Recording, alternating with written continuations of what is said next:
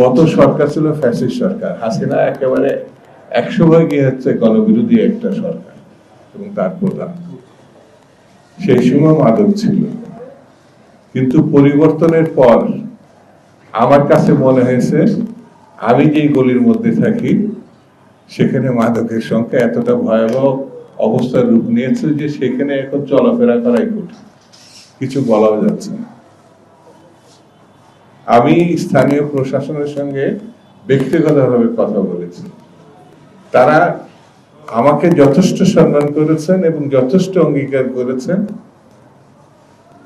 এই মাদকের বিরুদ্ধে তারা অবস্থান নেবে। কিন্তু আমার কাছে মনে হয়েছে ছোট একটা গলির যে অভিজ্ঞতা, সেটা যদি সারা দেশের অভিজ্ঞতা হয়ে থাকে তাহলে আমরা একটি ভয়াবহ অবস্থার মধ্যে অবস্থান করছি।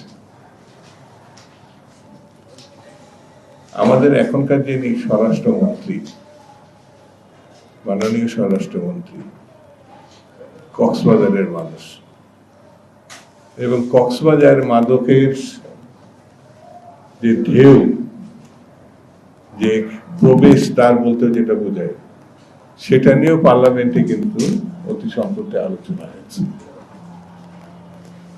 আমার কাছে মনে হয়েছে শিক্ষা, সংস্কৃতি, রাজনীতি, আন্দোলন, পরিবর্তন সবকিছু ধ্বংস হয়ে যেতে পারে এই মাদকের জন্য। আমাদের যা কিছু সবকিছু ধ্বংস হয়ে যেতে পারে। শিক্ষা ক্ষেত্রে আমরা শুধু ছাত্র ছাত্রীদের কথা বলছি যে তারা মাদকের সঙ্গে সম্পৃক্ত হয়ে পড়ছে, আমরা কতটুকু তাদের সহায়তা এগোতে পারছি বা কতটুকু উদ্যোগ নিতে পেরেছি, এটা আমাদের একটু ভেবে দেখতে হবে। যেটা খেলে নেশা হয় সেটার প্রতি যদি কোনো তরুণ তরুণী আকৃষ্ট হয়, সেটাই তো শেষ কথা না। আমি সেখান থেকে তাদেরকে কিভাবে মুক্ত করব, সরায় নিয়ে আসব, এই উদ্যোগ নিতে হবে। এটি না হলে পরে আমার মনে হয় আমরা যত আলোচনা করি না কেন কোনো লাভ হবে না।